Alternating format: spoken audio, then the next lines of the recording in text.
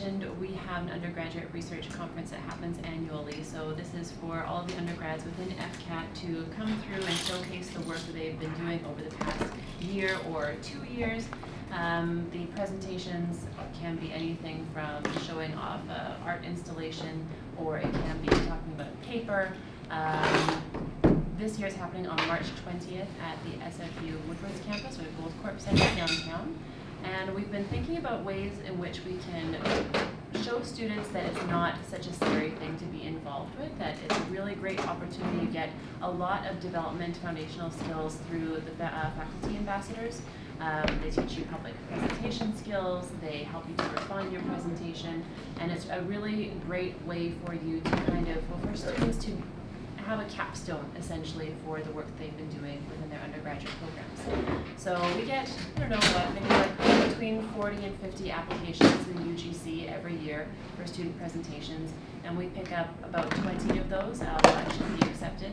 But what we want to do is really help to grow the interest and the awareness of the undergraduate conference within our student base.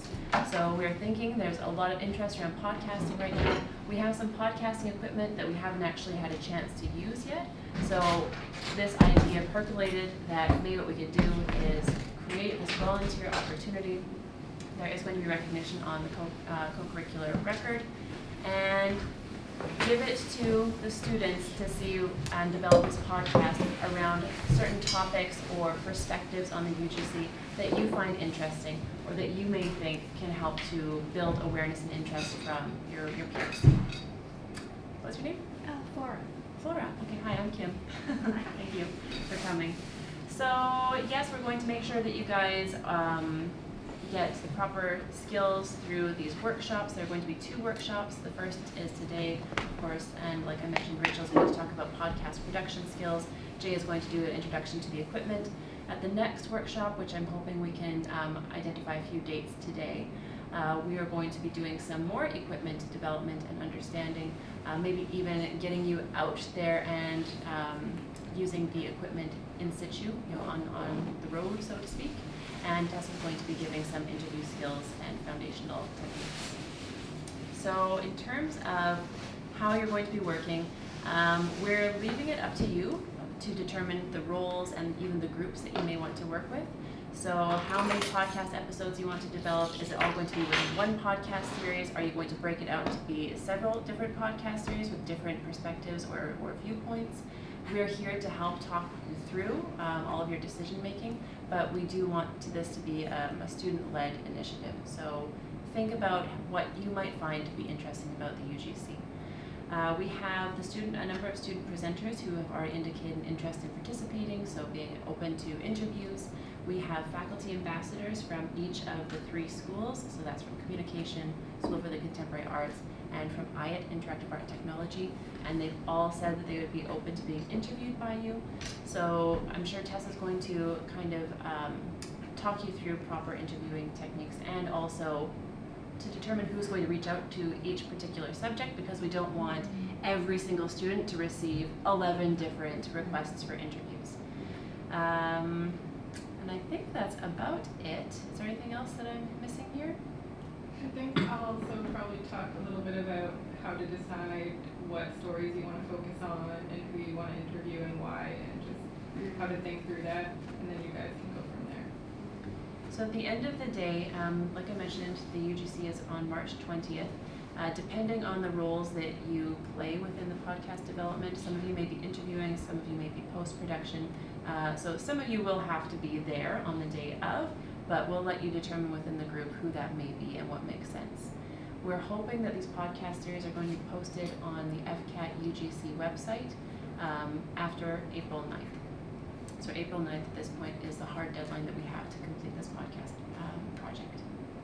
And then depending on how it goes, we're hoping that we might be able to build upon the interest that the students have had and make it possibly a club. So you'd have access to the podcasting equipment to develop different podcasts on subject TBD. The last thing I'll say is we do have 11 students who have been selected to be in this podcast project. So 1, 2, 3, 4, 5 today, but we are going to be making connections, so let me know how you want to be connected with. I'm hoping it will just be an email introduction to all of the students so you can start to reach out to one another and determine how you want to make these podcasts work. If you then take it into a WhatsApp group or whatever, again, we'll leave that to your discretion. Any questions? Cool. Okay. Rachel. Cool. Thank you. Thank you, Kim. And thanks everybody for being here. I think like it's good that I'm hearing about the upcoming workshop as well, because I think I might touch on a little bit about like pre-interview and selecting stories and whatnot, but I'm sure that Tessa will be able to build that, so we'll kind of like provide a teaser today and then like come back for Tessa and Jay the next workshop. Really quickly, I just want to quickly introduce myself. So like I said, my name is Rachel. I'm in 6th year in School of Communication. In terms of like getting into radio and podcasts, it was a bit of a roundabout and kind of surprising way. It was actually through the School of Communication. There was one email that was like, who wants to help produce a radio show with Vancouver Co-op Radio, which is based in the downtown east side. And I said, sure, like I've always wanted to be on radio, and like 2.5 years later I was producing a music show with them, and I went on to work for the CBC. I was producing for the early edition, so the morning show here with CBC Vancouver. And then I've gone on to work on different podcast projects, but the two that I'm working on right now is like a personal podcast project called The Feminine Genius, and one that my office works on called Below the Radar. So like, share, subscribe, you should listen. There's a brand new episode that dropped today. So I know that we introduced ourselves and our program, so thank you again for that. Maybe if we could go around really quickly, I'd love to hear what everybody's level of experience with podcasting audio film is. Maybe Dahlia, can we start with you? Yeah, so I haven't done any work with podcasting, but in film I'm comfortable using film equipment and sound recording equipment. Awesome. So I have a lot of experience with it. Cool. I just listen to podcasts on my way to school and back. That's it. I think that's great. I don't have any Yeah. experience though. Okay, but that's experience in itself because Well, you've been yeah. listening to a Yeah. lot, so that's awesome. Yeah. Okay, Flora.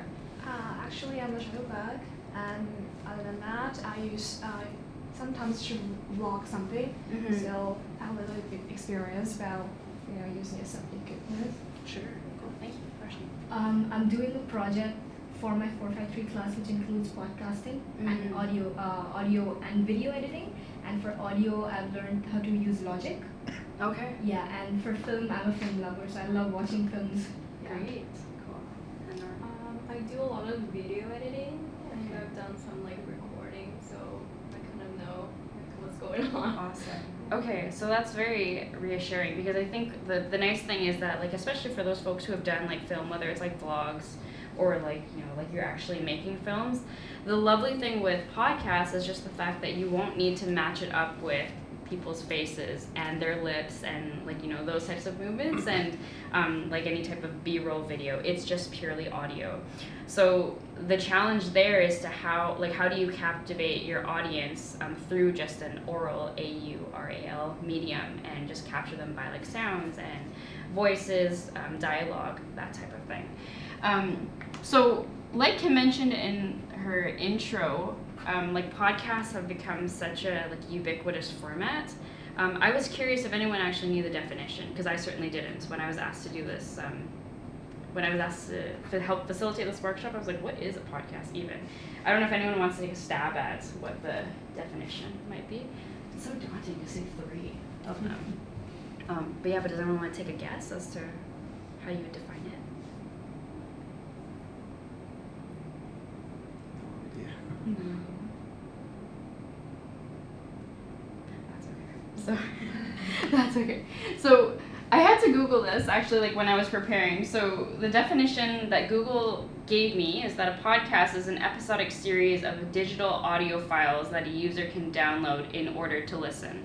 So when I say that out loud, I'm kind of like, okay, that's kind of like it makes a lot of sense. And I think that in terms of like the background of where podcasts came to be, like obviously it's, when we think about it, it's quite similar to radio, especially nowadays, right? Because radio has really moved with the times, and it's like there are also different like podcast formats of like different radio programs. But when we think about like radio back in like, you know, the olden times, the olden times where it's just like, you know, you would the people who were broadcasting radio, it would broadcast out to like, you know, your living room radio or your car radio eventually, and it's kind of like it would play out and then that was it. So it would kind of go into existence and then it would cease to exist, right? With the advent of computers and the fact that you could actually store digital files and the fact that people started to upload things and whatnot, it actually was something that you could retain and you could continue to use. So then people would start to download and stream these files and they could really take them everywhere. And now with smartphones and these different apps like Apple Podcasts, Google Play, Spotify, that type of stuff, that's where you really start to see this format like you're suggesting, Amir, like the fact that in your leisure time or in the time of waiting, you're able to fill it with whatever podcast it might be. So I think just as we start to think about podcasts, like I'm curious to know maybe like just around the table, like what are some podcasts that you really enjoy listening to? Maybe Nora, do you mind if we start with you? I just started to listen to a podcast named The Big Story. Big Story. On Spotify, I think that's the name. So it's basically like one episode is like a story. They will invite like professional from whatever industry and just kind of go through like a story of whatever happened. Cool. Yeah, I really enjoy like a story-based kind of podcast. Nice. Jay, do you mind sharing any podcasts? I don't really listen to podcasts, That's but fair. a lot of YouTube. A lot of YouTube. That's awesome. Okay. Awesome. Tessa? Two of my favorites are long form and the ongoing history of music. Very cool. Okay. Rasha? I love Joe Rogan. Okay. Yeah, Awesome. so that's there. And also like recently, I don't know if you guys watched The Office. Yes. Watched The Office. I love so- where this is going. Yeah. So Pam Beasley from The Office. Oh, Office Ladies. Office Ladies, That's a yeah. good one. She and Angela, they have this. Mhm. They're on to that. Yeah. Yes, new Pretty episode good. drops Pretty today. good. It's Yeah. Tuesday. That's right. My recent favorite podcast is like 20 something. It's actually 20 something. something. Okay, very Yeah, cool. You know that? Yes, I do. That's a Yeah, good it's one. actually two Yeah. students and they share their experiences and Yeah. their personal life. I really enjoy that. That's actually a good story. There's School of Communication students actually that produce 20 something. Yeah. That's awesome. I think I've heard that one. Yeah. I think it's like she used to be on the CMNSU, I think. Sure. Yeah, very cool. Yeah, like Russian said, Joe Rogan. Okay, That's cool. how I started listening to podcasts. Yeah. But other than that, I just recently started listening to True Geordie. Okay. He's a man out of England, Okay. so I just listen to him because of his accent. It's just very. I love that. Yeah. He does have interesting stories, but Cool. yeah, just mainly because of accent. Very cool. Yeah, it's just intriguing. Nice. Okay. I usually watch films, but recently I listened to a podcast. It was called Wrath of the Khan, so it was Genghis Khan and sort of the Mongolian history, and that was really interesting.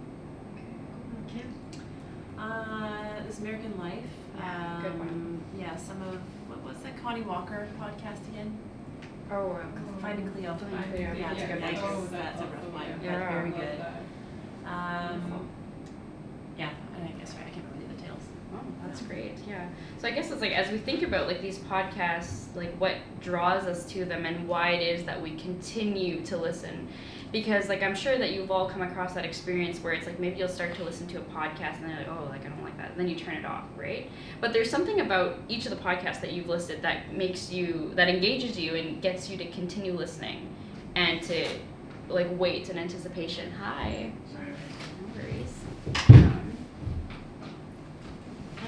No worries.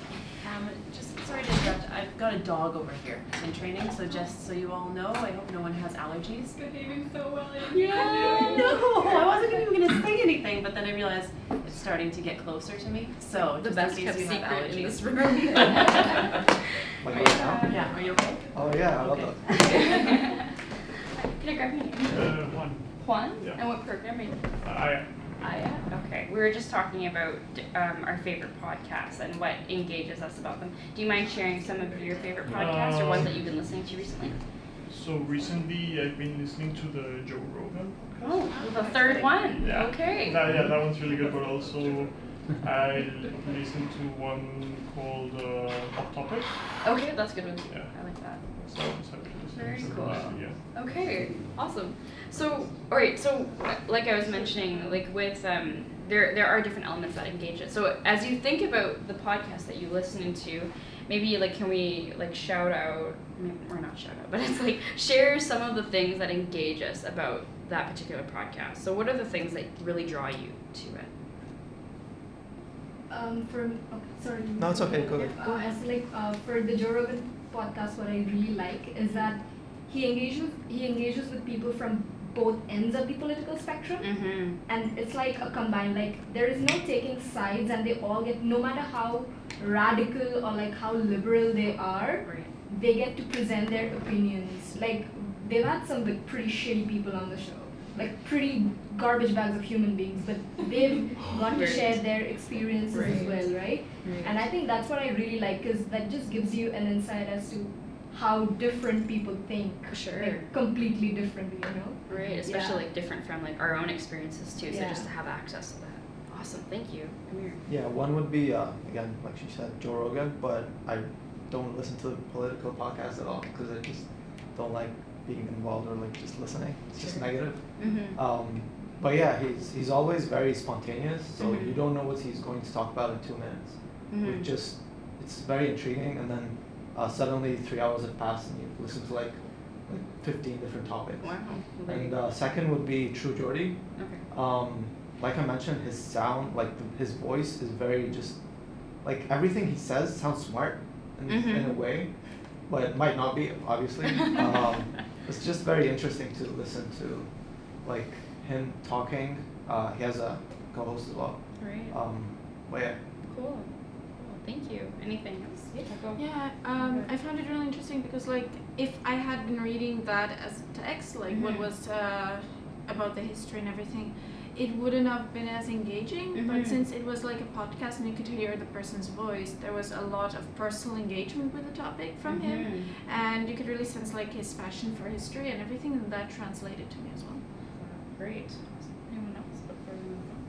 Yeah, I think I like too the educational aspect and also the entertainment aspect. It's like it's not that boring that they just throw like information or news at you. It's kind of like tells a story around it. Right, yeah. So I want you all to hold on to those because I think we touched on a lot of great things, whether it's like a diversity of guests, like this whole like, if I could use the term like edutainment almost, because in a way like that's how podcasts have kind of engaged us. It's like a lot of them are for our enjoyment, but a lot of them really are like quite smart and topical, and I find that I learn a lot of different things by listening to a wide range of podcasts and you know, the guests that we bring on, like their voices and maybe other things like sound design, music, B-roll, that kind of stuff. So a lot of stuff that actually, a lot of concepts that we use in film really like brought into like this podcasting medium. So basically like we're retaining a lot of these same things. The only difference is that there's nothing to see. It's all purely listening.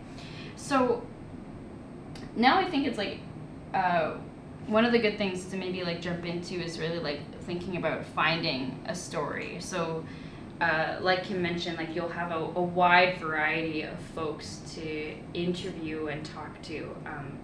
But I think what it sounds like, and maybe Kim, you can correct me if I'm wrong, you folks will be the ones who are coming up with like what it is that you want to focus on for that particular episode.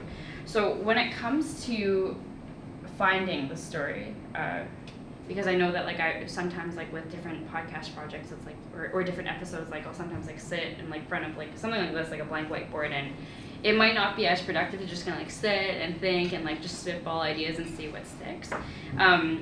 But the nice thing is that you have each other to really like brainstorm. But I wanted to provide maybe like 3 things that you wanted to maybe start to think about and consider when it comes to finding your story. And the first one being like your essentially like your focus. So obviously when we think of like if we take the FCAT conference for example, like that in itself is like a huge topic that probably like you could do like hours and hours of podcasts on. However, it may not be realistic for you to kind of like delve into, like, I think we're in our 10th year this year, so it's like the history of the FCAT podcast, and then you just go, right? Like, it can be very long. It can also be very daunting for like a person or a team to take on. So within that, you want to find something that really interests you. So when you think about the conference, or maybe if you've participated in the conference before, like for example, like Nora, like I remember you like having like a little bit of behind the scenes action like last year. So, you know, really think about what is it about whatever topic it might be. So in this case, the FCAT conference, what is it that engages you, that moves you? And then from there, you want to find what we call in like radio a talker. So you probably have listened to podcasts before where it's like the person that they're talking to, they might be, or maybe not necessarily for podcasts, but because they'll choose like really great people, they'll choose talkers. But you may have found yourself in a conversation before where the other person, through no fault of their own, maybe they like just like aren't as talkative, but they will maybe like be really scented or have like 1 or 2 word answers, and it might be a little difficult to coax things out of them. On the flip side, there are tons of people out there who really enjoy talking about whatever topic it might be. Folks like, you know, Dahlia, like in your podcast, I'm sure like because they have that huge passion and history for history, you want to find people who really are like super excited about whatever that topic is. So it might be a faculty member or like that faculty ambassador.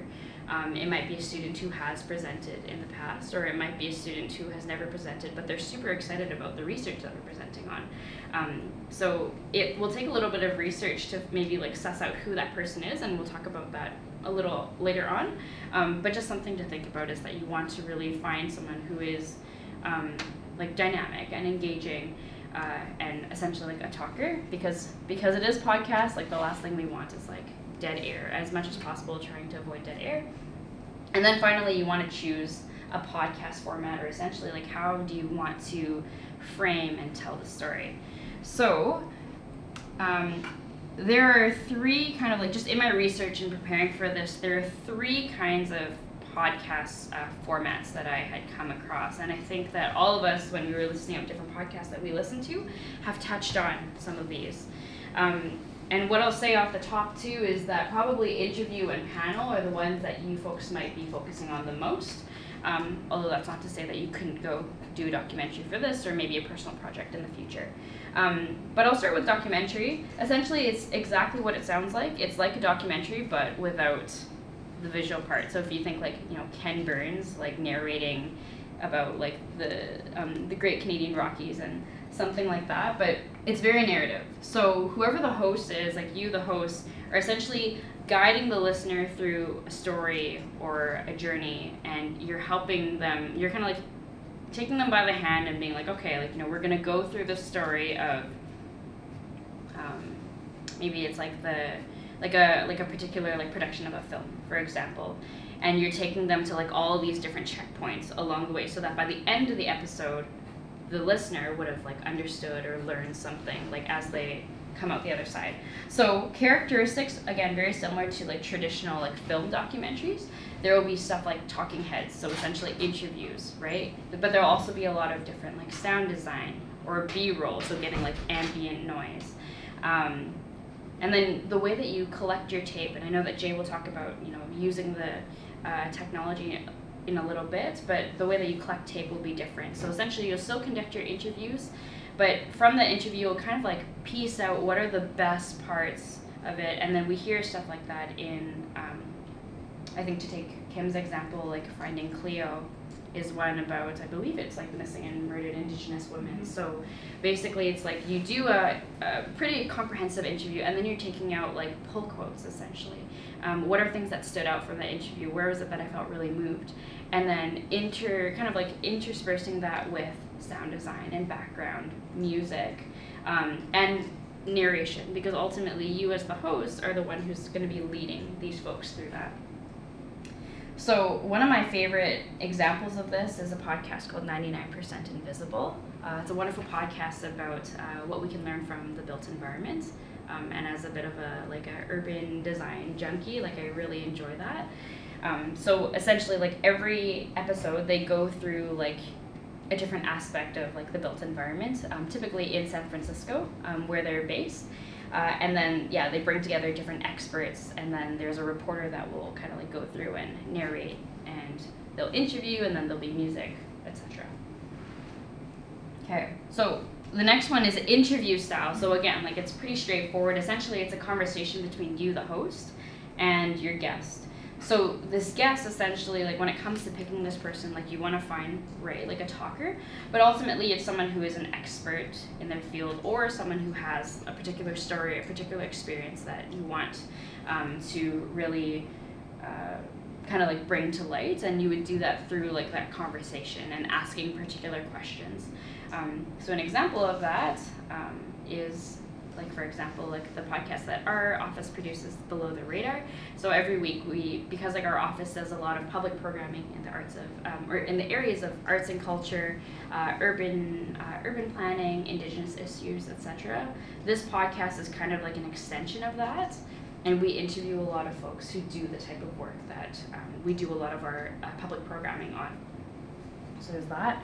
And then finally, we have a panel style. So this is similar to an interview where it's like, it's still you, the host, but you might be talking to, like, it might be the host plus like 1 or 2 or 3 other people, typically depending on how many mics you have. But essentially, like, it's a group where there isn't a clear, like, someone asking a question and then there are respondents, but it's more so everybody is collaborating and having a conversation on one topic. So Office Ladies is actually a great example of that, because you have like Jenna Fisher and Angela Kinsey, and they talk about an aspect of The Office. So in this particular podcast, they really like break down episode, because they're doing episode rewatches. So they'll break it down and they'll talk about a whole bunch of these things, and really it will take the episode itself will take the direction of wherever that conversation leads. So again, it's not necessarily like a question and then response, but more so kind of like a collaborative conversation. This can also sometimes happen with just one person. They like to call it like a talking head podcast, where it's just one person essentially giving their own thoughts. So I haven't listened to too much Joe Rogan, but I imagine that sometimes he might just like have a moment where it's like just him talking. So something like that. Yeah. So examples of that. So it's funny that you brought up Office Ladies. One that if you are an office junkie, the Michael Scott Podcast Company is another great example of that. There's like 3 of them, and they talk about different elements of The Office. And another one that I really like is Switched on Pop. So like it's talking about like different like pop music and popular culture, and again there's like 2 people talking about a topic, and sometimes they'll bring in guests and whatnot. So ultimately there's no right or wrong answer when it comes to, or right or wrong way to tell your story. I think like the key things that you want to consider is like your timing and deadlines, but also like what equipment do you have access to, and your human power, and ultimately what you're comfortable with. So like I mentioned, it sounds like for like taking into consideration like the timing plus like what type of stories you want to do, you may choose to lean towards like interview and panel. However, that's not to say if you think that you can like take it on documentary, because I feel like that can be very fascinating as well. Like collecting tape and like seeing how people prepare for like their presentation, etc. Okay, so I think just like to round out like this section, like what I wanted to talk about is like kind of how to prepare for your interview and then do an interview. And I know that Tessa will kind of fill this out in the next workshop. What I find really important when it comes to doing a podcast episode, especially when it comes to like actually having a conversation with human subjects, is that you need to have a pre-interview. So essentially what a pre-interview is like it's an opportunity for you to sit down with your guest or your guests and just chat with them in a very kind of like casual, non-threatening way, because I don't know if like people have ever done this, but so much changes when you put a mic and you hit record, or even your phone, like you hit record, everything changes. You feel your heart racing even more, and definitely it's like your guests, they're kind of like, I don't know what to say, and then suddenly you don't know what to say, and then what's going to happen to the podcast interview? So basically the pre-interview is a way for you to meet one another and just to kind of chat. And also it's a great opportunity to do more research and learn more about the other person, and talk more in depth about their work background and interests. And it's useful to get all of this information too, just because, you know, you can throw their name or whomever, like they'll just say no. And then there's a little bit of silence, and then you hear like crickets in the background. It's like, okay, like where do we go from here? So let me think of an example, like, and I'm sure that you've all come across this as well, but essentially it's like, maybe like something like, oh, like, do you, have you presented at the FCAT conference before? It's like, yes or no, it could be. And maybe sometimes like people actually choose to elaborate, but sometimes people might just be like, oh yes, I have. It's like, okay, that's great. Or no, I haven't. And that's like, oh, great, okay. So instead, like you can frame it with, it's like, why did you choose to like present at this conference? Or like what interests you about the conference? So like really looking for like areas where you can essentially get like a more interesting answer as opposed to yes or no. And then finally, this is something I learned the hard way, is that you always want to drink water when it comes to like during the interview, but even preparing.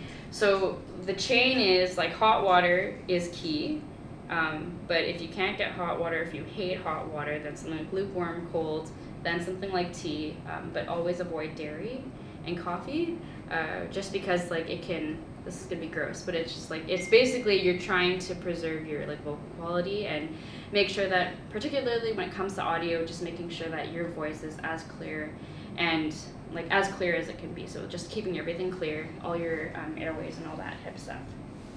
Okay, and now finally, the last thing that I'll say is, obviously, like let's just say like you finish your interview and you put everything together, like that's awesome.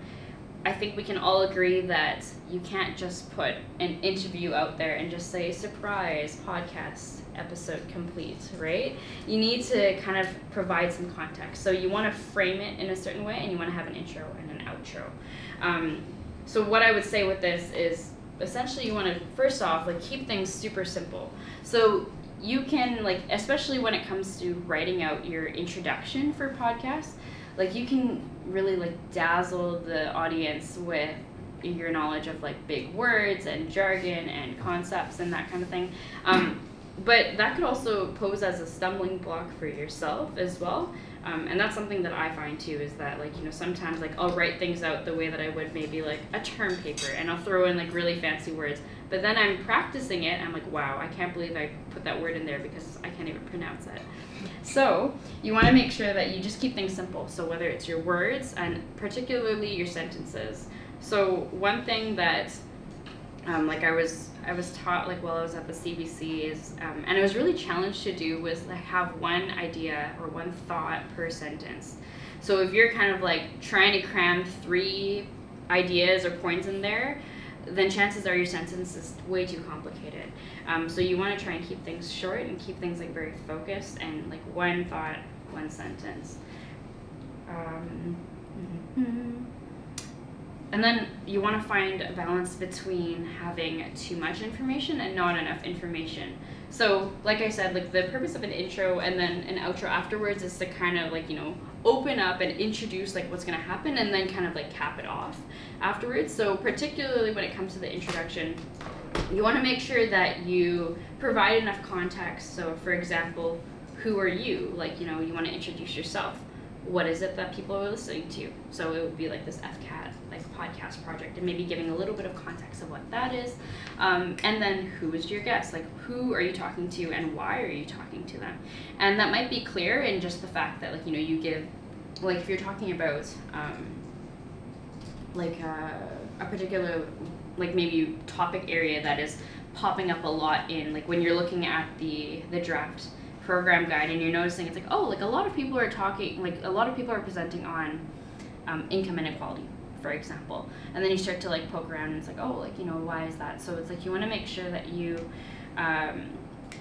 or sorry, that was an incomplete thought. So essentially, like you find this topic theme, and then maybe like you're choosing like for for example. Like there is a prof in communication, for example, who does a lot of research in that. So when you introduce this person, like it'll become apparent as to why, but you want to like introduce like who they are and ultimately why it is that like you're interviewing them, like kind of like what authority is it that you're interviewing them on. So you want to provide just enough information, but not too much, because in a 20-second intro, you don't want to literally give out the entirety of your episode, and then people are like, great, I think I've listened to it all, and now I'm going to turn it off, right? Because I've definitely done that by accident before, where it's like you've tried to fit an entire like podcast script into an intro.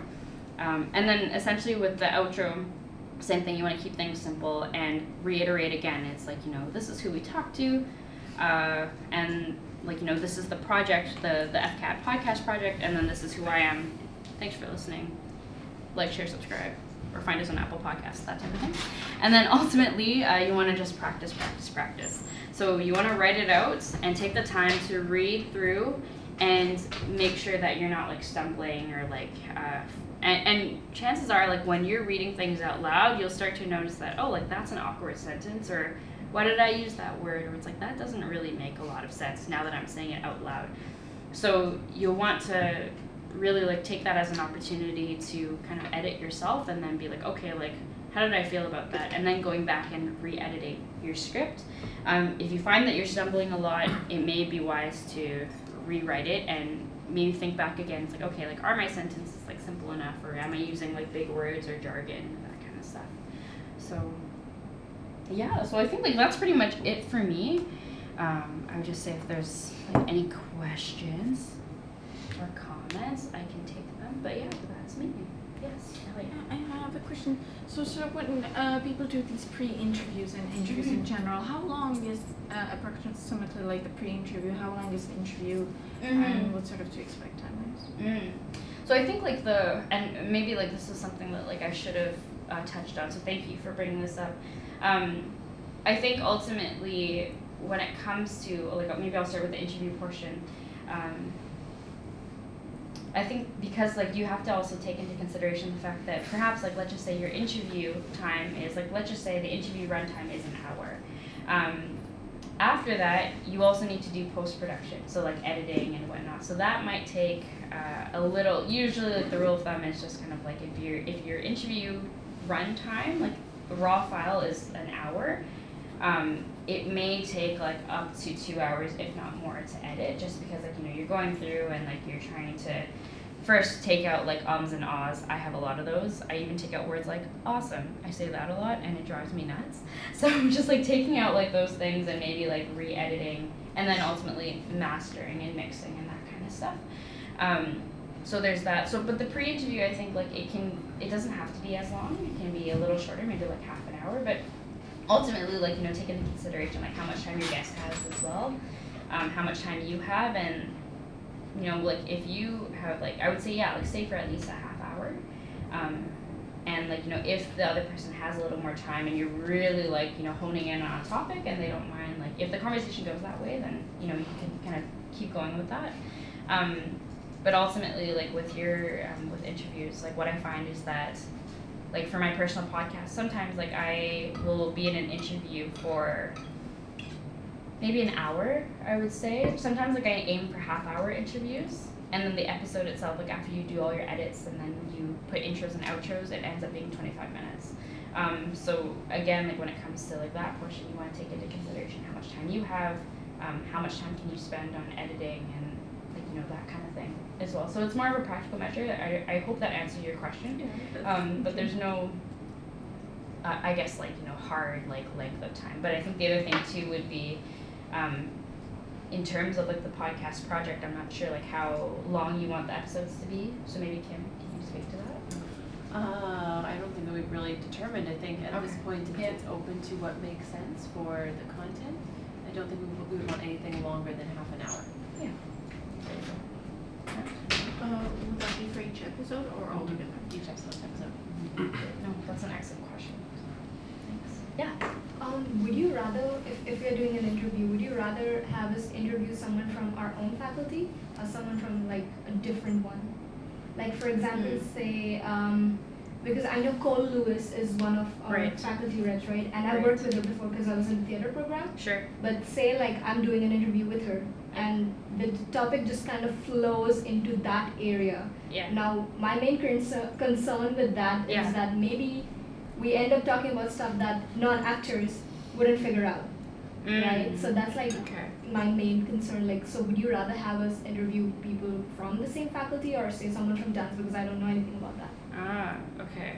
So when it comes to that, I ultimately, because I understand that you folks will be working in teams, and like you'll be dividing up how it goes. I think that, like, you know, for me personally, there's no harm in sending someone who has a background in that, just because, like you said, like the conversation might go in such a way where it's like you are not too familiar, and it can sometimes, like, I know that, like, for me, like, it can be uncomfortable, like, if I am like lost. I think too, like, that's where the pre-interview comes in handy as well. So even if you're a person who, like, doesn't, like, maybe you have a little bit of theater experience but not like too much, that's kind of like where you can also set soft parameters for what it is that you want to talk about. So, and I think that will become clear in the types of questions that you answer. And then, of course, like, there's like room for the topic to go in a certain way, but ultimately that pre-interview is meant for you to set kind of like little soft fences around and just be like, you know, what it is that you can talk about. And I think it's also fine to be transparent with your interviewee as well, and just being like, you know, like, I have a little bit of background in this, but I don't know too much. One thing that comes to mind is that, like, one of the first stories that I did for the CBC was like, and to be clear, I have a Bio 12 background and that is it. I did this story in 2018. So it was very long since I graduated from high school and did Bio 12, but I was doing a story on these kids from Nanaimo who had won a competition, and they were going to, and it's run through the Smithsonian, so this huge museum in Washington, D.C., and they were going down to Cape Canaveral to launch worms into space to study muscle atrophy and sun protein. So you can tell by my description that I literally have no idea what was going on. These kids were far smarter than I was. But essentially, it's like I was up front with these kids. It's like, I'm significantly older than you, but I have no idea what's going on. I read your paper, have no idea. So I'm going to need you to, like, to quote Michael Scott, why don't you explain this to me like I'm 5, right? It's just like, and a lot of times, like, with these guests, like, they're happy to share their research with you. These kids were great. Like, they really kind of, like, got to the heart of it. Still don't really understand, but they got to the heart of what it was that they were doing. And you learn a lot of things, like, in the process too. So I think that, like, that's the fun of it, as well as that you can ultimately take this as an opportunity to learn something new for yourself as well. So I hope that answers your question. But yeah, sorry. Can I maybe add another comment to that? So just be aware that we've got a very diverse group of students that are participating. So maybe after you've done the pre-interview, especially if you're concerned that, one, you're maybe getting too deep into a topic that the layman won't understand, or even the flip side, maybe you're coming at it with no knowledge whatsoever and you're worried that it might come across as confused, you'll lean on your teammates and ask them to go through your pre-interview notes to see if they understand it and if it makes sense for them as an audience member. Sure. I think the last thing I'll say too is, like, definitely, like, I think, like, I mentioned this in the intro, in that section about intros and outros, but I think it'll apply throughout the episode as well, where it's like, you know, I think it's inevitable that jargon or some theories and topics may come up, but just to get the person to explain as well. So it's like, if they say something that, like, you know, you kind of think to yourself, like, okay, like, I, as the average person, especially if you're not from that field, I, as the average person, am not sure what that is. I think that it's fine to, like, get them to explain, and just to articulate further what that might mean, or, like, how it is that, like, it applies. And then go from there. Like, I think that's like a totally legitimate interview question, like, for the actual recording itself too. And be very aware of acronyms, because that's something that can just slide right past our notice, and then you realize on the other side of it that nobody knows what SFU is, or UGC is a perfect example. Absolutely. Yeah, but good question.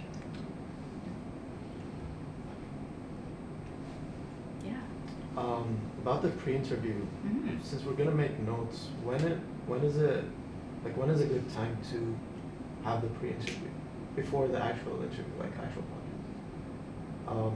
So just an example scenario, like let's say the interviews do like it's scheduled on like Wednesday 12 p.m. When would the pre-interview take place? Like a day before, or like on the day, or? Oh, I see. Okay. I think that will depend on your timeline, just like how much time you have, and maybe like given your other personal constraints and whatnot, and also like how comfortable you may feel with it. Usually, like I would suggest, like for me at least, like sometimes like I even do like pre-interviews like a week before. Okay. However, that's not to say that like sometimes people do pre-interviews like right up until like an hour before the podcast recording or right before it. I think the challenge with that is that you don't really fully have time to digest material and like like look through your notes. And if your writing is anything like mine, like I can make a bunch of notes and that's awesome, but then I look back, I'm like what is that, right? So so it'll definitely depend, I think, on your comfort level with that, as well as like the biggest practicality I think is like your own timing and your timeline. How much time can you give to it, and like when are your due dates and that type of stuff. And typically I would say like work backwards. So we know that like the hard deadline is April 9th. So you want to think about from there it's like, okay, like when do you want to have like the final like a final product, and from there like when do you want to have like maybe a first run for folks to listen through and kind of like listen, give their feedback, and then you can integrate that feedback to the final. So kind of like using that as like a work back. Yeah.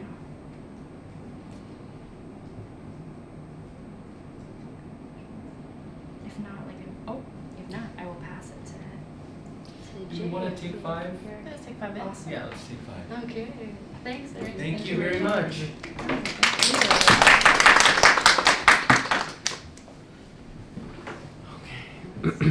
Camera's recording.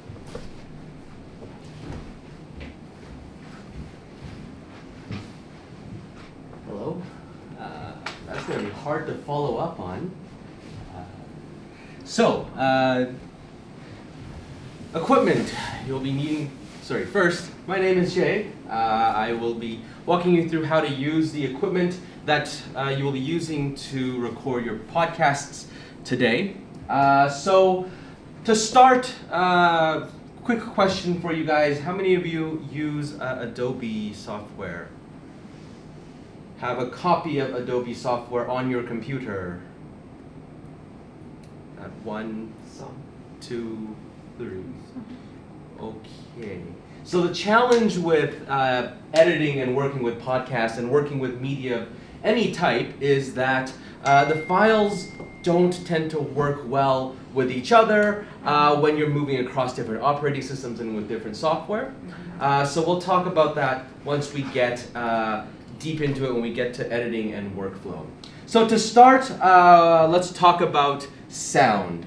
Sound is going to be the medium that you are doing your podcasts in. Sounds are vibrations or disturbances that travel through any fluid particle, in this case air, and it contains energy. Microphones are detectors that pick up that energy. It will vibrate the sensor and translate into a recordable medium. The first recording device in the late 1800s was recording sound through a mechanical pin into a drum, and it records waveforms in an analog manner. So moving along, how does it work? So from the plastic barrel came the record, a flat resin disc that you all know, hipsters love it. And people claim it records in higher fidelity than digital. I'm not getting into that debate. But a lot of things happen between 1800 and now. There is no QR code. I will provide that later. And in these days, audio is recorded mostly digitally through electrical signals that translates this audio signal into digital steps and ones and zeros. So that's basically how microphones work. But because microphones are detecting sound through a sensor, the sensors are all different and they have different purposes. They pick up sound in different ways. So how you pick and choose what type of microphone you use, and the purpose that you're using it for is going to make a very big difference to the quality of the audio that you're going to get out of the microphone. So here are a few very common microphone pickup patterns. Omnidirectional means sound will be picked up in a sphere that is around your microphone sensor. And this sphere decays, the quality of your audio decays the farther away you get from it. Cardioid, the shape of a heart, is a pickup pattern that is directional, which means, for example, looking at the cardioid diagram on the top right row, you will see that it picks up in front of the microphone, but it barely picks up anything behind the microphone. And lastly, I'll draw your attention to the shotgun pickup pattern. The shotgun pickup pattern picks up sound in a very directional manner right in front of you, a little bit to the side, and a little bit behind you. So why is that important? It is because different microphones will be used for different jobs. Today we'll be talking about a lavalier microphone, which is an omnidirectional microphone, the shotgun microphone, which is a shotgun microphone, and the Zoom H2 built-in microphones, which are cardioid microphones. If at any time, if I'm going too quickly, or if you are lost, or if I'm just very confusing in general, or if I suddenly start talking in an accent, do stop me, raise your hand, and wave it around like you care, because hopefully you do. So, to start, we have the shotgun microphone. The shotgun microphone is a very directional microphone, and it is most commonly used in the film setting, so you must be very, very familiar with it. So its pickup pattern is directional. It picks up very well all the sound that is happening directly in front of it. For example, that one, which I've been hoping to record, Rachel and I. Where would it be used? It would be used in scenarios where you may not have control over the audio environment. So for example, in film, you use it to record your on-set audio, your scratch track. And what it does is it is very good at picking up, if you point it in the right direction, it is very good at picking up the voice of the actor. I'm going to borrow your bottle for a second. So for example, if this is my shotgun microphone, this is the body of the microphone. If I point it directly at my subject, in this case, Dahlia, we will pick up her voice. But if I move it just a little bit, then we'll be picking up the floor. So it is an extremely directional microphone. What this means is for you guys is, you know, at the UGC, if you want to pick up a presentation, but you can't put a lavalier mic on everybody because you might not have that many lavalier mics, you may use a shotgun microphone pointed at your subject. Now, on a side note, we will be recording the keynote speaker and the opening. And yeah, so we'll be recording the keynote speaker and the opening off of the audio feed coming from the speakers. If you do want a copy of that, we can provide you with that. But in the showcases themselves, in the talks, you will need to provide your own audio recording. So this is where that may potentially be useful. So let me quickly also run you through, get you to scoot in, what is inside each of these cases when you get them. Have we confirmed that they're able to get equipment from this library? Nope. No. Interesting. Okay. We will introduce you to the equipment, and hopefully you'll have access to it. How many CS students do we have in the room? People who are currently taking CS classes. Okay, so it's not a problem. And the reason I say that is because if you're currently taking CS classes, you have priority access anyways. So we're generally good to go. Okay, so this is the shotgun kit. This is called the Mini Boom XLR kit, I believe. So it is important to know what is inside each case, as if you do not return this kit in its entirety with all the components inside, your wallet will start losing components inside as well. And you do not want that. So inside the kit, we have an XLR to a male 3.5 millimeter cable. We have the shotgun microphone with a filter as well as a shock mount. So the purpose of this shock mount is not so you can go boing, boing, you know, this is fun. No, it is actually to remove any vibrations that are coming up, and it's to prevent any vibrations that are coming up the boom from being recorded in the microphone. So as you can see, because it is isolated, if I vibrate or if I bump this, you will not be hearing my hand bumping the microphone in your audio recordings.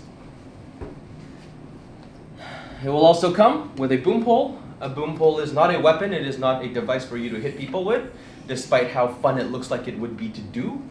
It is very long. It is for you to mount the shotgun mic onto, and if need be, you can hold it over your subject. For you guys at the UGC, most likely you will be using the boom pole collapse configuration and basically just turning it, because you'll most likely not be standing there booming their entire presentation, I hope. That would be very painful for the operator involved. Very painful, I'm sure you can attest to that. Yes, long hours. And lastly, there is an XLR cable. Now, this kit, also take a look on the kit. It'll say how long the loan is. In this case, it is a 1-day loan. If you do not return it in time, there's a guy in the library named Michael who will go, and your wallet will go out. Because the fines for these things can get very expensive very, very quickly. If you do need to extend the loan, give the library a call. They will be more than happy to help you out if the equipment is not booked. We'll talk about setup of the shotgun mic in a little bit. So the next is the lavalier microphone. The lavalier microphone is an omnidirectional microphone.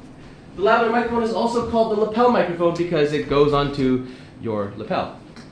So its pickup pattern is a sphere with the center being the center of the microphone itself. So it looks something like this. What you do is you pin it onto somebody's clothes. If you're recording them on video as well, you will want them to hide that line. And what it will do is it's very good at picking up sound that is, I think, between 30 centimeters and 50 centimeters away from it. So if you pin it right here, it'll be very good at picking up the audio of your interviewee. So this is the microphone that you would want to use if you're interviewing 1 or even 2 or 3 people for your podcast. It is probably the best microphone to use because it will give you the best signal and the best, most clear signal. So, what's in the case? So inside there contains a box that comes with a clip and the wire for the lavalier microphone. You will also find 2 accessory cables. One is a XLR cable with a male 3.5 millimeter jack, as well as a double end male 3.5 millimeter jack cable. You will also find a receiver pack and a transmitter pack. This is a wireless kit. So what that means is you can have your interviewee walk away and you will still be able to pick up signal.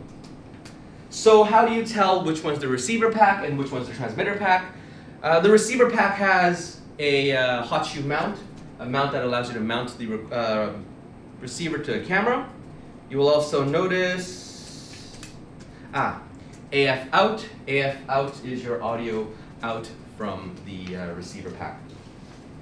And also the transmitter pack says body pack transmitter. So if you're confused, it says right there. So that is this microphone. So a very important thing, you need to, Sorry, just how to catch my class. Oh yeah, sure. So, important thing when you're using this microphone. It is extremely important that you know this because it can save you from many, many situations. There is a mute switch. There's a mute switch on this microphone. Make sure whoever you're interviewing with this mic pack knows that this mute switch exists and that they inform them that they need to use it if they don't want to be heard. The use case here is this, and this is a real example from a real set I've worked on, where one of my student teams did not inform their actor that there is a mute switch, and they called me over and they were like, "Hey, Jay, why is there music playing in my lav feed?" I'm like, "What do you mean? There's no music in this room." And I listen and I'm like, "Oh, very interesting, there is music." And I'm like, "Where is it coming from?" And I was like, "Where's the actor?"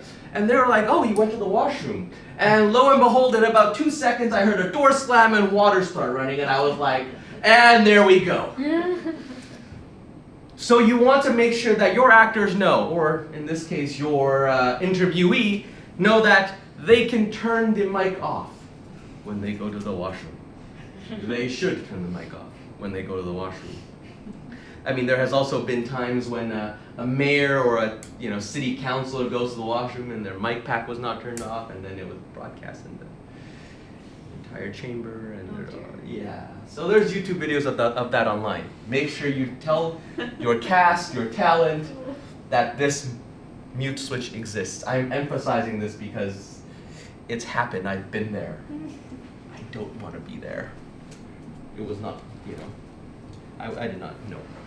Yeah, so these things are, I believe, a 2-day loan. I believe these guys are 2-day loans. So that is the lavalier microphone. Here comes Susan. Is she coming in? Yes. Hello. Hello, I'm just coming back to you as well. And lastly, we have the audio recorder. So one thing that the other 2 microphones before this do not have is the ability to record audio. They are purely just microphones. So you will need some way of recording your audio. This may be, your phone, using something like a Rode recorder, or even just the built-in notes, speech, whatever app that you have on your phone. But if you don't want to use your phone, you can also borrow one of these handheld audio recorders. These field recorders will provide you with more options and better quality than your phone. And they actually have fairly decent built-in microphones that you can use. So let's start with what's inside the case, as this one is kind of important. So inside you will find a USB to mini USB cable. You will find an SD card, usually 1 or 2 gigabytes, inside a plastic container. And you will find the audio recorder. Inside of it, there will be 2 AA batteries. Why am I making an emphasis on the AA batteries? Because if you don't bring those AA batteries back, Michael will shake his head at you, and he will charge you for each of those batteries that you don't bring back. These batteries kind of suck, and they're kind of old. So you may want to bring and use your own batteries to get maximum recording time. However, if you do that, do not forget to put their batteries back into the device before returning it. I've done that. They threw my Eneloops out.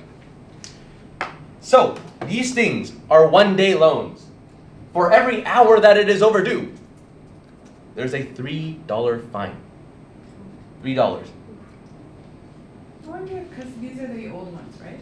Which probably aren't getting much use. I could request, because I know you guys are coming from other campuses, we might be able to put that. I can make special requests for a 2-day loan if it's needed for any of these, because I don't think these are the old ones, they're not under high demand. Yeah, that's why we're using these guys. Yes? Is it acceptable for me to borrow SCA equipment for the project? Yeah. Absolutely. Yeah. So that is what is inside the audio recorder. So the pickup pattern is 2 cardioid microphones actually, or 2 cardioid pickup patterns. There's one on the front that is a 90-degree, so it picks up in a 90-degree angle directly in front of it.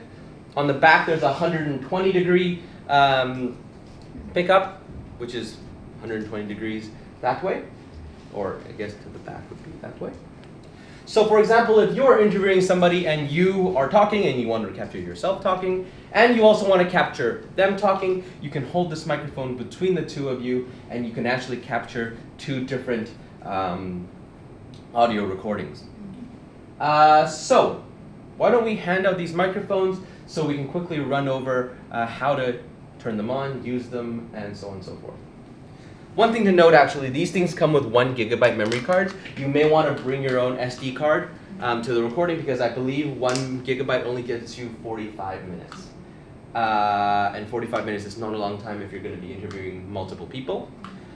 These audio recorders are a little bit old, so they can only use SD cards up to 16 gigs. If you go above 16 gigs, they will not recognize it. They will be not happy with you. They will not even start recording. We should have enough audio recorders for one per person. And we can play with these guys.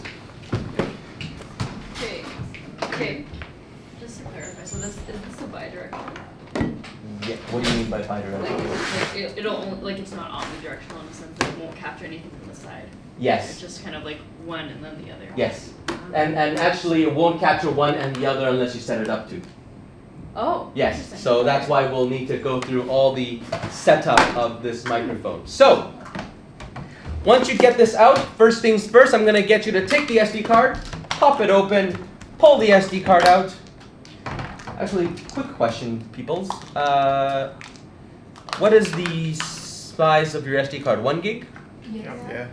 Okay. Anyone with a 512 megabytes? I've gotten the really small one. The ones that came with these audio recorders, they just suck. Anyways, okay. How do you do it? How do you put it in? There's a slot at the bottom of the audio recorder. It is not in the battery case. It's at the bottom of the audio recorder, and you push the card in. Gently push the card in. You should be pushing it in face up. If you put it in face down, you will meet some resistance. Do not push harder. You will snap the card in half. People have done that. Don't do that. Once you put it in, let's go through the physical features. It looks like I've gone all the way to the end of my presentation. Look at that. Let's talk about the buttons and controls. Starting on the left-hand side with the screen facing you. On the left-hand side, you will find the power on. We're going to switch on. Above it, you will find the volume. The volume switch is for your headphone output. It controls the volume that is coming out of the headphone output. And the headphone output is for you to monitor the recording that you're making. Always bring a pair of headphones so you can be listening to the audio that is coming out. As you may find that there is something wrong with your audio, and the waveforms won't tell you what's wrong, and you'll go to your editing and you'll be like, why is there like clicking, or why is there bumping? That can all be figured out on location if you have headphones that you can plug in and monitor and make sure that you're getting a nice clean signal. This is especially true if you're using a lavalier microphone, where you're clipping it onto someone's coat, and say they have long hair and their hair falls in front of it, and you'll hear whoosh, whoosh, whoosh, whoosh, whoosh, whoosh, and then they'll flip it, and you'll be like, and it gets really, really agitating. And we'll talk about how to properly use lavs in a bit. So there's your headphone line out and your headphone volume. Going to the opposite side, if you flip your audio recorder over, we have external microphone in. External microphone in is for if you're plugging an external microphone in. So that is where you would plug in your lavalier or your shotgun mic. Below that is your mic gain. Mic gain is how much you're boosting that input signal. So if your input signal is very quiet, you may want to increase your mic's gain so that the signal is louder. The downside of using the input mic gain is by boosting the audio in the audio recorder, you may find that the processing is not great and it introduces a lot of noise or hum to your audio, and that can be a pain in the butt in your editing process. Below that is line in. Line in is if you are getting input from something like a mix board or an amp or an instrument. That is where you plug in instruments or other devices. And below that is your USB output. USB output gives you the ability to plug your audio recorder into a computer, download the files, but also you can actually use this audio recorder as a USB microphone to your computer. So say you don't have anything set up and you only have your laptop and this microphone, you can actually record directly to your computer using the USB cable. So lastly, we're going to go to almost to the end. We're going to go to the back. We have the battery cover as well as a mic active light. When this mic active light is on, that microphone is active. If you see it flashing, that means you are clipping. That means your audio input is getting too loud and it is no longer recording the tops and bottoms. We'll talk about what that means later. And switching to the front, you will see a lit active mic active light, which means that microphone is active. You'll see the LCD display, which we'll go through in a bit. We have the control panel and the record button. So that is the physical layout of this microphone. So let's turn it on. You should be at the screen where there should be 6 zeros and 2 bars running horizontally across your screen. Let me know if you are there. Yes, perfect. This is also my first time teaching this equipment. We don't teach it in 202 anymore because it is old and we have H4s. So we might stumble a little bit, but we'll figure it out, I'm sure. Okay. First, let's talk about what format you're recording into. You will have 2 different options when you're recording into this audio recorder, WAV and MP3. MP3 is your basic sound file that you should all be familiar with, MP3 players back in the day. And they are a highly compressed way of handling audio. What it does is it takes your audio and it, I'm going to pause for 1 second because we need to restart the camera. Right. When did it die?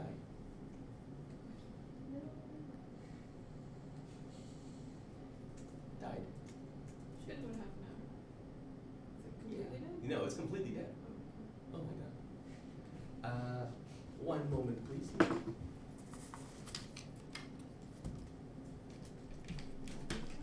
I think so, which is odd.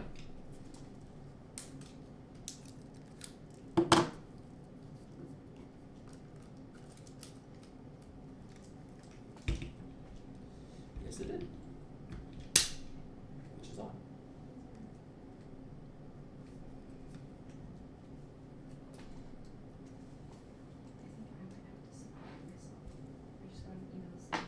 We moved our production meeting to 1 p.m.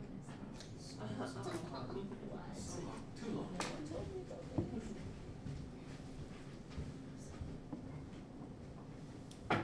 Oh wait, I didn't record. Yep. Step up. Okay. Yes. No problem. Yeah. Good luck, everybody. I'm sure if you have any questions, Kim can pass them on my email. Good luck. Good luck. Round of applause for. Thank you. I just found out that I have a meeting to go to that they want me to have. Bye. Good luck at the meeting. Bye. Thank you. See you. Thanks, Kim. Bye. Okay. So, back to audio formats, WAV versus MP3. WAV is an audio format that is much less compressed, and what that means is you will get much higher quality out of the recording. When you're editing with it, you do not need to decompress it. You do not need to worry about any data that has been lost. Whenever you compress things, data will be lost. So on your audio recorder, let's hit the menu button. And if you see the second option down, now note, to go down on this audio recorder, you have to use the right and left buttons. Wonderful UX, I know. Wonderful UX. And if you click the record button, it will allow you to go into the record mode setting. You'll see you have a whole bunch of options: WAV, 44.1, 48, and 96 kilohertz, and MP3. What we would recommend is that you record using WAV. When you're recording audio that is uncompressed, yes? Mine says like no card, so I don't know if I inserted it. No card. Yeah. Interesting. No, you definitely didn't insert it the wrong way. Your audio recorder might be dead. Isn't that joyful? I've used this one before, so I know it's very problematic. Yes. Should. There it is. Okay. Yeah. If in doubt, turn it off and turn it back on again. Pull out the card, put it back in again, you know. These things happen. Technology. So, yes, you will have a whole bunch of different options. What do they mean? Next, we'll talk about the 44.1, 48, and 96 kilohertz. That is your sample rate. So if I were to look at an audio signal, my voice speaking, come down here to make sure the camera captures it. You know, your voice signal is going to be something like this. And we'll call that. So say this is your voice signal. If you take any piece of audio and you zoom in far enough, you'll see this. If you take a record and you zoom in far enough, you will see something along this. So what is your sample rate? 44.1, 48, and 96 kilohertz. That is how many times in each second you are sampling the audio. So think about it like this. Because, you know, computers use ones and zeros, they cannot look at this in a continuous line. They have to break it up. So your sample rate is how many times it is breaking it up per second. So say this is from here to here is 1 second, That is how many times it is breaking it up. So say 44.1 kilohertz, that would be breaking it up 44,100 times per second. So as you can imagine, the higher your sample rate, the better quality of audio you're going to get. And the trade-off there is the more storage it is required for you to record that audio. Your optimal would be to use 48 or 44.1 kilohertz as your sample rate for the purposes of your recording. One thing I forgot to mention when we were talking about MP3 versus WAV is, as you can imagine, MP3 being a compressed format takes a lot less memory card space. WAV being uncompressed takes up a lot more. So if you are to use WAV and you only have, say, a 1 gigabyte memory card and you know your interview is going on for 2 hours, you may choose to use the lower quality audio recording if it means that you may get more recording time. And it is important to know that that is a trade-off that you need to make and a decision that you need to make, because you don't want to end up at the oh shit moment halfway through your interview and you're like, I'm out of card. And that's a problem. Yes? What's a better trade-off, to lower the bit rate or to switch to MP3? I don't think you have control over bit rate. You have control over resolution, yeah, but not necessarily bit rate. Okay. Yeah, but here's a hint. Dollar store, 16 gigabyte cards, $4. It's not that expensive to get one. Huh? Do they work? Yeah. Yeah. I picked one up yesterday. They work. I was like, $4 can get you 16 gigs. Wow, I'm gonna buy one, and I bought one, and it actually does work, so. I wouldn't use it for, like, you know, mission critical things, like if you're filming the president, you know, or who would want to film him? Trudeau, a little bit better, right? But, you know, I wouldn't trust it for mission critical, but for purposes of audio, you should be fine. Yeah. Okay, so that is the sample rate. Any questions about the sample rate? Next, let's talk about resolution. Now, resolution, like the sample rate, is a breakdown of this analog audio signal so that computers can understand them. Where did the dog just move? So you have, I believe, two different choices, 16 and 24-bit. What is the difference there? 24-bit is much higher in resolution, which means each of these steps here will mean a lot more things.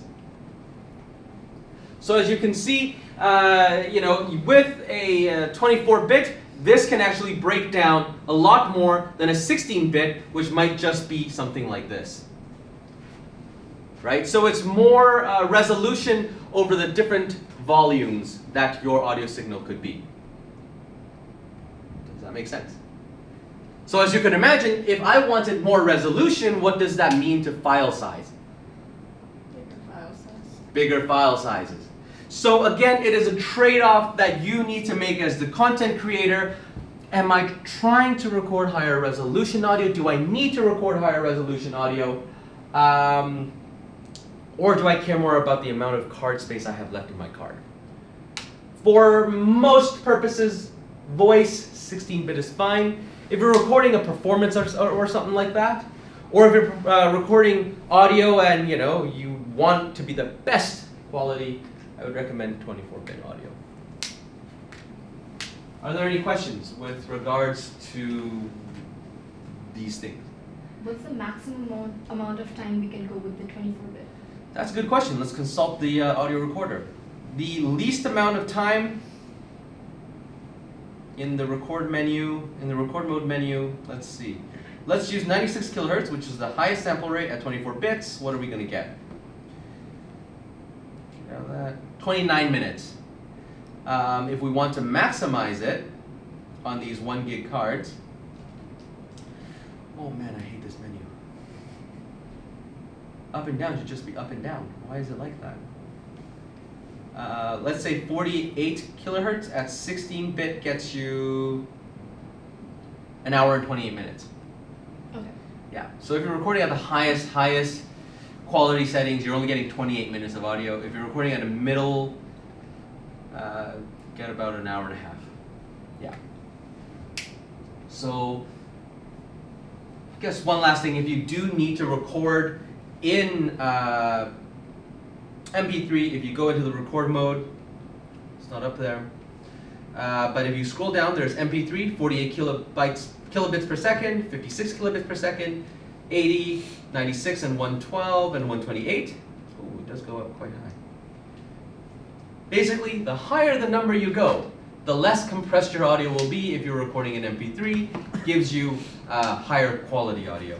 I would not recommend using the lowest quality MP3 settings because your audio recording will just be really, really gross and start falling apart the second you start editing it. So that is when you use the built-in microphones. Okay, so let's actually talk about using the microphones on this audio recorder. By hitting the menu twice, you can go back to the home screen. You'll notice right now all of your audio recorders are set up with the front LED on. The front LED is the leftmost LED on your audio recorder. With that on, what that does is it only records using the front microphone, that 90-degree microphone that we were talking about. If you press and hold the right or the left key, you will see that you can switch between two different or the 4 different microphone options. If you go all the way to the rear, which is on the right-hand side, with that light on, you will see also the back mic active light come on, and you're only recording from the rear microphone. Only from the rear microphone. Is everyone getting that? And then if you go to the option of surround. Surround allows you to record both of these microphones. So if you're interviewing somebody and you only have one microphone, I would suggest you use surround. You can choose between 2-channel and 4-channel recording modes. In 2-channel, what it does is it takes the back 2 microphones and it combines it into one, and it takes the front 2 microphones and combines it into one. If you go into 4-channel mode, it does not combine it. You actually have 4 discrete microphone channels that you can work with.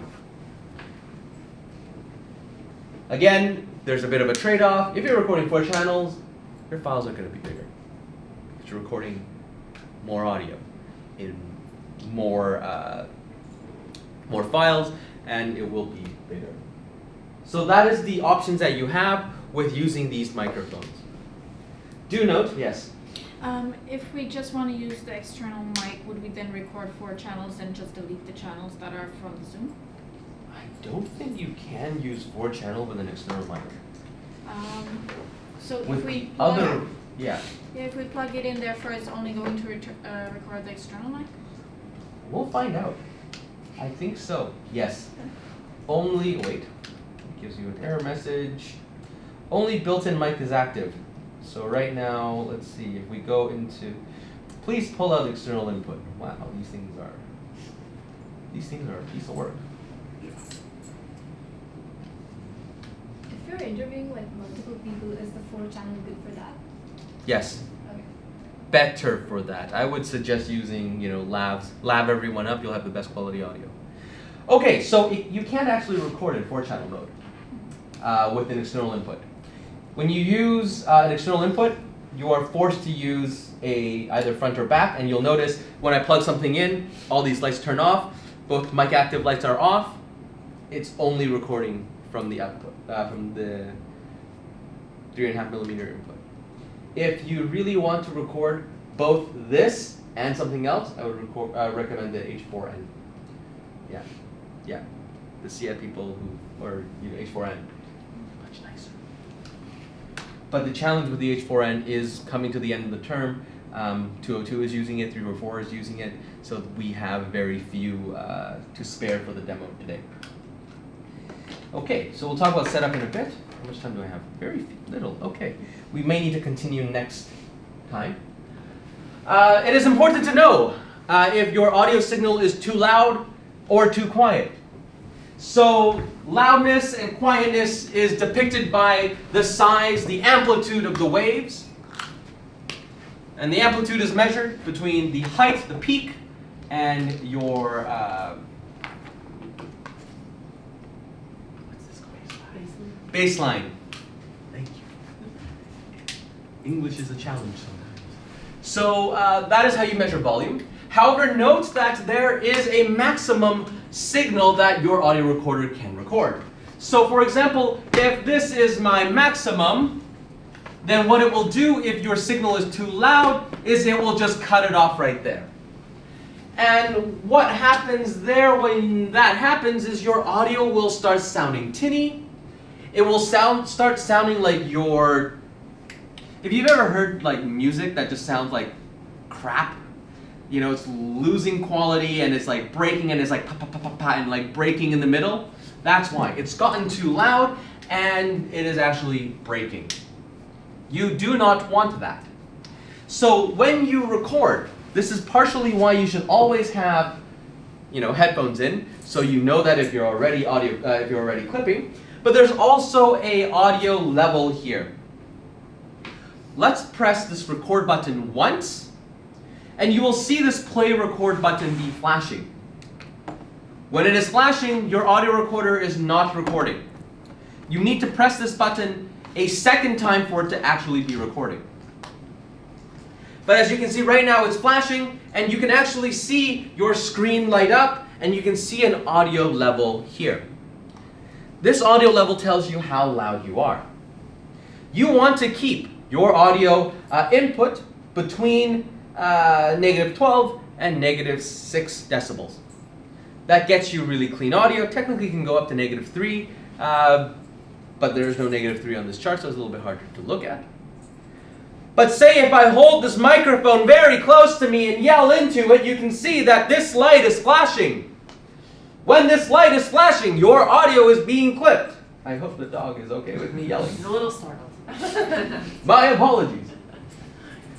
When your audio is clipped, that is bad news for your audio recording.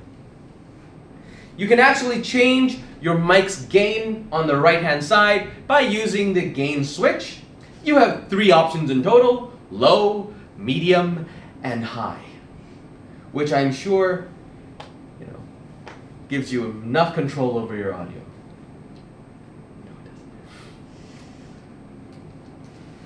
So you can use that to manipulate how loud your sounds are. You may not want to use your high gain. As I said earlier, when you use your high gain setting, you're also going to pick up, first you're actually going to pick up a lot of ambient noise. If I shut up for a moment, there's a lot of noise happening in the ambient. And if you pick all that up, you're actually going to have to remove it in post or do something with it so it's not distracting. But also, when you're dealing with adding gain, the signal starts also gaining some noise. Because to the system, what it's doing is it is amplifying signals that might not be there. So you're starting to add, just a low hum or low static into your audio signal, and that might not be desirable, especially when you're using the highest gain setting. Your best bet is either to choose a better microphone or just get closer to your subject. Are there any questions about that? And of course, if you're too quiet, you can't boost the audio. You can try to boost the audio in post, but you can't boost signal that's not there or not captured, right? So that is going to be the challenge that you'll face when you're dealing with audio. We don't have that much more time, do we? 10 more minutes. Actually, okay. Let's talk setup. Sure, why not?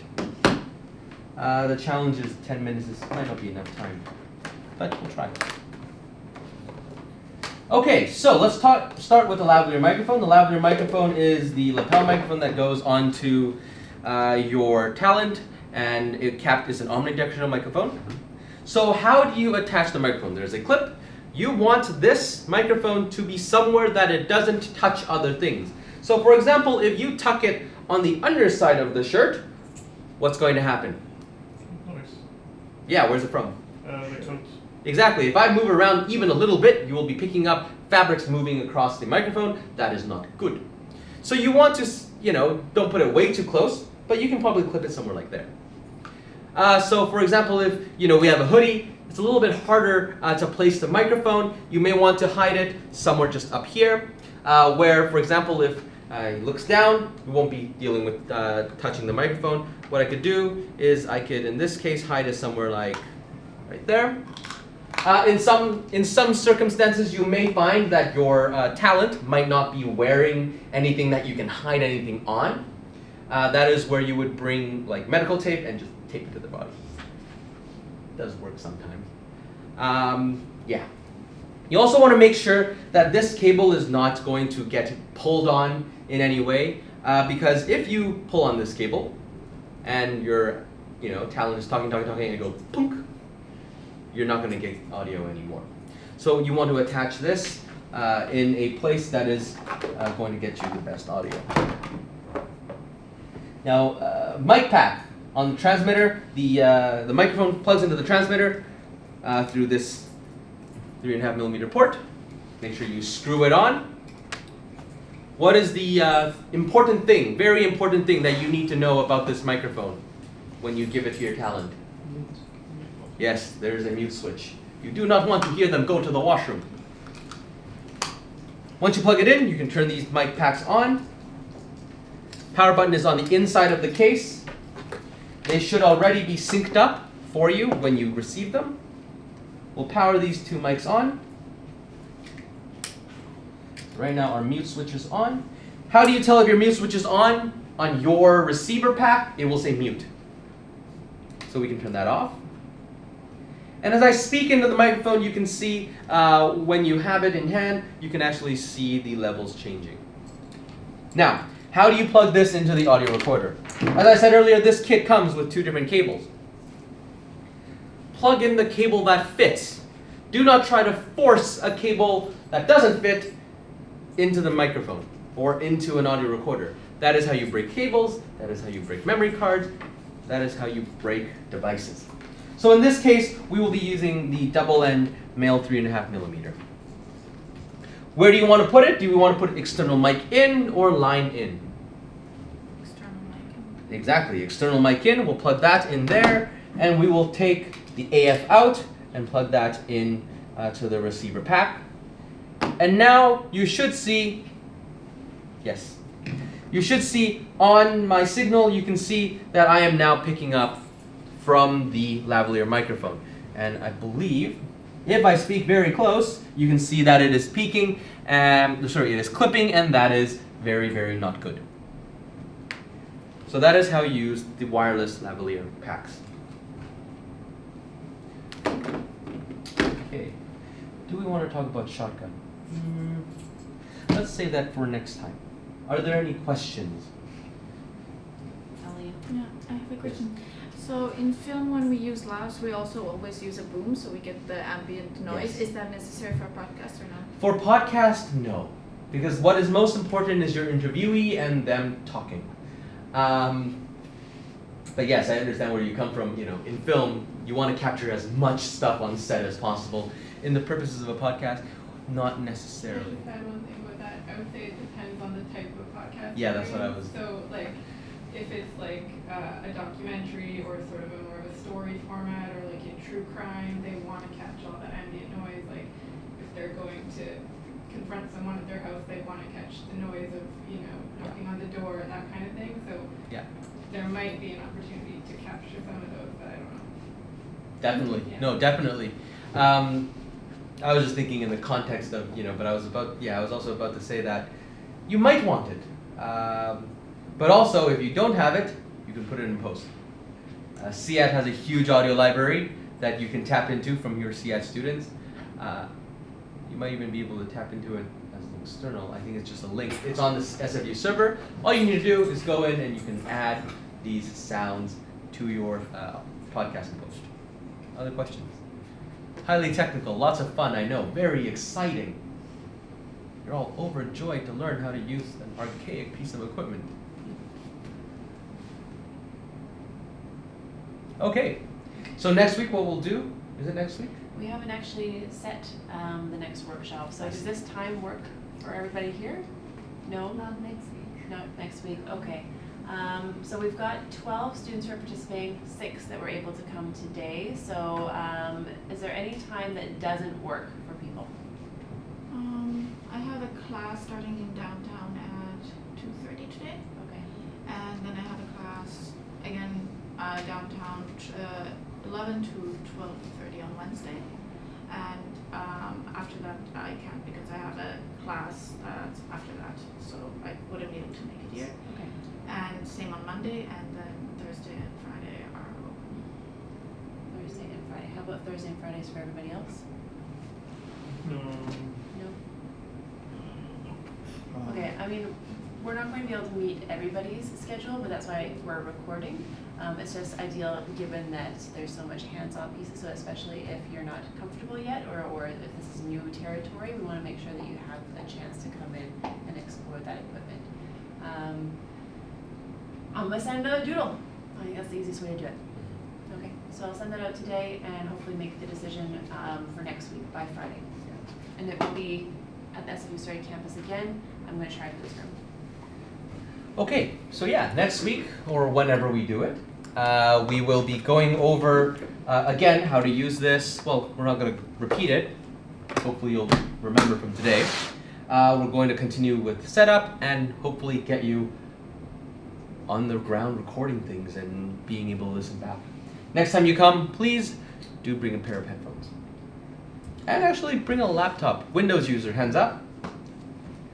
Mac users, hands up. Hooray. Sorry, I'm a Windows user at home, so it's okay. We'll teach using Audition, but Audacity is free and available for you to use. Reaper is also free. Sorry? Reaper is also free. Sorry? Reaper. Reaper. It's advanced audio editing. Is it new? Relatively? I don't know. It's because I'm taking the sound design class and like. Yes. It's like the equivalent to Pro Tools, but Pro Tools is like super expensive. Yeah, I don't think we need. That little. No, like heck, you can do it in Premiere if you really want to. Yeah. Not that I recommend it. Don't edit your audio in Premiere. You will get some weird looks. Yeah. Would you recommend Final Cut though? No. No. Don't use video editing software for audio. That's I guess the takeaway. Can you? Yeah? But it just won't be very. Yeah, the most important thing though is whoever's doing your editing needs to have both of you, or however many of you are doing it, needs to all be using the same system, otherwise you will be in for a bad time trying to sync it up. Yeah. So you said for next time bring what? Headphones, and hopefully a laptop, Okay. and we can actually follow along. Yeah. Okay, help me pack up by disassembling your kits. Remember to take your SD card out of your audio recorder before you put it back into the case.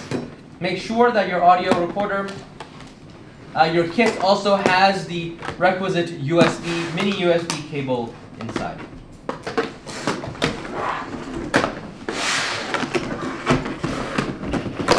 Okay, thank you so much.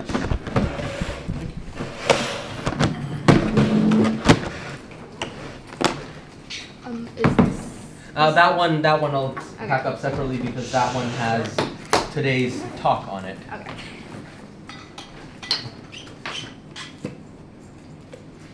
Kim, will you be sending the doodle today? Yes. Thanks, Jen. Very informative.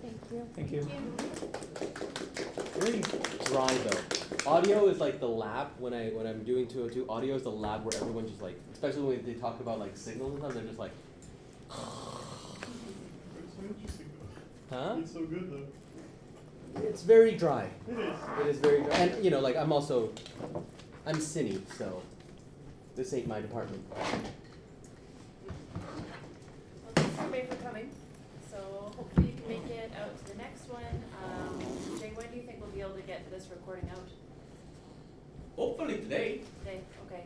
So Yeah. looking at short turnaround time, so even if you're not able to make it to the next workshop, again, hopefully within that business day, we'll have the recording out for you guys to check it out. I'm also going to ask if you mind sharing your email addresses, so if you have a preferred email address, let me know, but I'll ask within the follow-up email today too.